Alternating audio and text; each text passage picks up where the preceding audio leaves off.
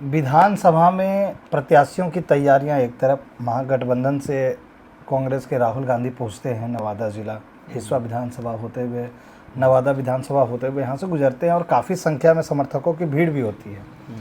उसके बाद तेजस्वी यादव भी यहाँ से गुजरते हैं और अपना सभा को संबोधित करते हुए लोगों को संबोधन भी करते हैं वोटर अधिकार यात्रा के तहत। लेकिन विपक्षी कहते हैं कि जो माई बहन योजना आप लोगों ने चला रहे हैं, वह महागठबंधन की ओर से चलाई जा रही है या फिर आरजेडी से चलाई जा रही है, तो उसमें कह रहे हैं, विपक्षी का कहना कि वो लोग डाटा कलेक्शन कर रहे हैं। ये माई बहन योजना 2500 रुपये देने के नाम पर जनता का जो है डाटा कलेक्शन, नंबर कलेक्ट कर रहे हैं, आधार कलेक्ट कर रहे हैं। इन पर क्या कुछ कहिएगा?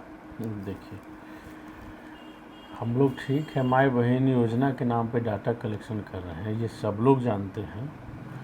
इसी डाटा कलेक्शन के उपरांत जब झारखंड में सोरेन जी की सरकार बनी तो उन्होंने यही डाटा के आधार पे 2500 रुपये सभी माताएं बहनें के खाता में दिया है।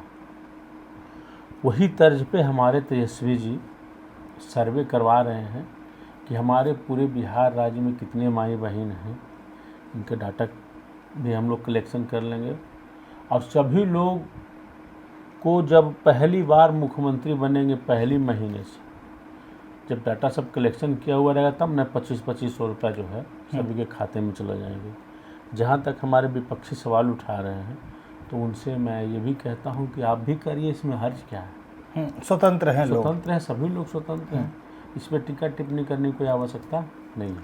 हालांकि यहाँ वर्तमान में विधायक आरजेडी के विभा देवी और प्रकाश वीर रजौली विधानसभा से, ये दोनों देखा गया कि जब मोदी जी की रैली थी गया में तो उनके स्टेज पर उन लोगों को देखा गया। तो अब तो लोग ये भी, अब पूर्णतः ये लोग जान रहे हैं कि अब कहीं ना कहीं वो या फिर विधायक जो दोनों हैं वो भाजपा में शामिल होंगे या जदयू में शामिल होंगे। लेकिन स्थिति ये स्पष्ट है कि अब जो है वो आरजेडी का दामन बिल्कुल रूप से छोड़ेंगे। तो किनका इंतजार कर रहे हैं वो? देखिए, अब सबको अपना अपना राजनीति करने का हिसाब किताब है। हम लोगों ने तो देखा, टीवी में देखा, मोबाइल में देखा कि वो लोग मोदी जी के रैली में शामिल हुए हैं। यहाँ से कुछ गाड़ी वगैरह भी ले गए थे, कुछ नहीं 300 गाड़ियाँ गई है ना। अरे बहुत सब कहने को, हाँ, लेकिन कुछ लोग गए थे। अब सब लोग स्वतंत्र राजनीति करने के लिए हैं, जिनको जहाँ इच्छा वहाँ राजनीति करें। लेकिन इतना तो हम जरूर कहेंगे कि स्तंभ उनका आरजेडी ही था और आरजेडी से ही वो आगे काफ़ी मजबूत भी हुए थे। बहुत सारा उन्होंने मंत्री वगैरह भी बना था उसमें। लेकिन सब लोगों का अपना अपना सिस्टम है राजनीति करने का। अब वो एनडीए में गए हैं, चलिए हम उनको भी धन्यवाद देते हैं कि जहाँ भी रहें आप स्थिर से रहें। ये आप नहीं करें कि फिर हमको टिकट नहीं मिला तब फिर रूस के भाग जाएंगे, ऐसा काम नहीं करें। विधायक के पद पर काफ़ी दिनों से भी वो रहे, पहले भी रहे, उनके पति राजवल्लभ यादव मंत्री भी यहाँ से रहे। हालांकि जनता ने समर्थन दिया। ऐसा नहीं लगता है कि कुर्सी का मोह नहीं जा रहा हम लोगों से? देखिए, अब तो हम तो यही नहीं कह रहे हैं कि संगठन बहुत बड़ा होता है और संगठन से बड़ा कोई चीज़ नहीं होता है। लालू जी की जो संविधान है, उस संविधान के दायरे में यदि काम किए होते तो आज 5 सीट पे उनका दबदबा होता। लेकिन वो तो है कि भाई अब टिकट मिलेगा तो है, नहीं है तो नहीं है। लेकिन चलिए, अब गए हैं तो वहाँ भी स्थिर से रहें। अब एक बात आ रही है कि जब हम लोग घूम रहे हिस्सा विधानसभा क्षेत्र, हालांकि आप तैयारियां भी कर रहे हैं हिस्सा विधानसभा और 5 विधानसभा से, लेकिन हिस्सा विधानसभा क्षेत्र में महागठबंधन से नीतू देवी को सीट मिलता है। 90% यादव नाराज है। तो क्या 90% यादव नीतू देवी को सपोर्ट करेंगे? देखिए, हिस्सा विधानसभा क्षेत्र में सर्वे चल रहा है और नाराजगी का कारण कहीं कहीं है ना। कहते हैं कि जाति देख के और अपने स्वजाति और स्व लोगों का जो है विकास करते हैं। यह मैं नहीं, ग्रामीण बता रहे हैं। कहीं कहीं लोगों को लगा होगा, ऐसा महसूस हुआ होगा कि हमको उपेक्षित किया जा रहा है ना। तो परिस्थिति क्या बनेगा टिकट मिलने के बाद, उस बिंदु पे बात हम लोग करेंगे। लेकिन अभी स्पष्ट नहीं कह रहे हैं। अभी स्पष्ट कहना उचित नहीं होगा, क्योंकि वो भी मेरे पार्टी के ही विधायक हैं और उनका भी सम्मान हम करते हैं।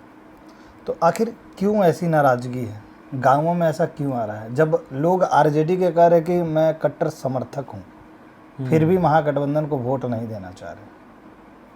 कहीं ना कहीं उनसे नाराज़गी होगी लोगों को। आप कैसे देखते हैं इसको?